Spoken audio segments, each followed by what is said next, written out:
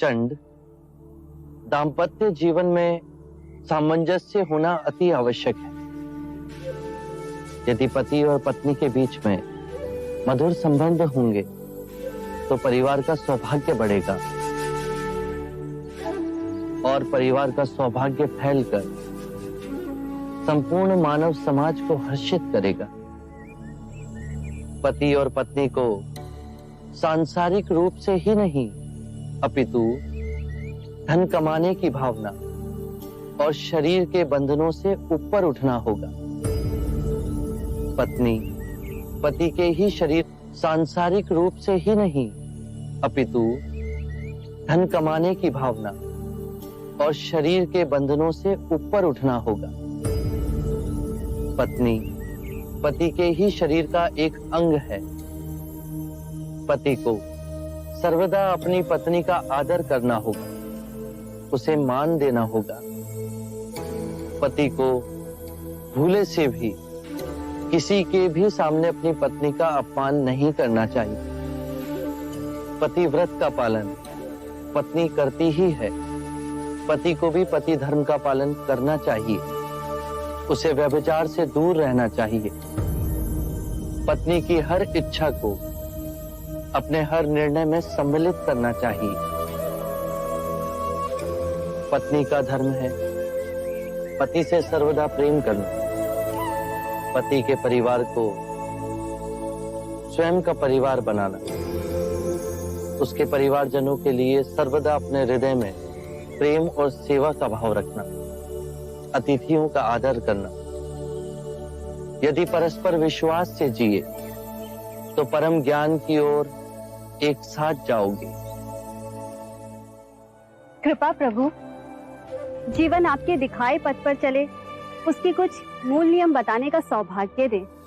अच्छे मनुष्य की संगत करो। बुरे केवल वो हैं जो ध्यान पूर्वक नहीं जी रहे, वो तुम्हारा भी ध्यान छीन लेंगे।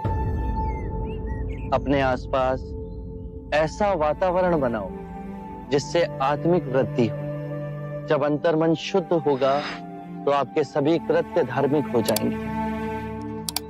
जो भी करो, चाहे अपना व्यवसाय या गृहिणी का कार्य, उसे गहनता से समझकर उत्तम करने की चेष्टा करो। खाना भी पकाओ तो कार्य की तरह नहीं, अभूतपूर्ण अवसर की तरह। अपने और अपने पति के माता पिता, अपने बच्चों और आपके जीवन से जो भी जुड़े हैं, उनकी देखभाल करो। केवल अपने लिए स्वार्थी हो जीवन ना जियो। अपना धन, वैभव, सुख, संपदा सब में बांटो। जुआ और नशे से दूर रहो। अपने अंदर नम्रता, कृतज्ञता और साधारण जीवन के पौधे को सींचो और उपजाओ। जब भी समय मिले भिक्षु से संपर्क कर ध्यान साधना का अभ्यास करो।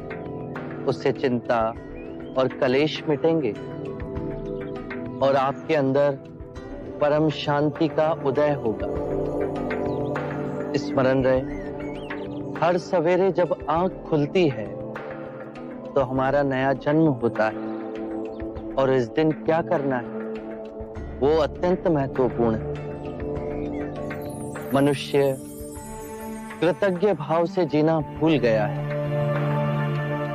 सांसारिक को यह स्मरण रहे कि उसे क्या क्या संपदा मिली है।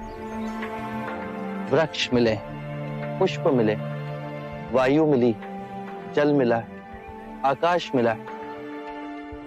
ये संपदा हमने तो नहीं कमाई। इन सभी के लिए अपने अंतर में धन्यवाद का भाव हो। कृतज्ञ भाव से हर दिवस को जीते हुए सोचो। यदि बहुत कुछ नहीं सीखा तो कुछ तो सीखा।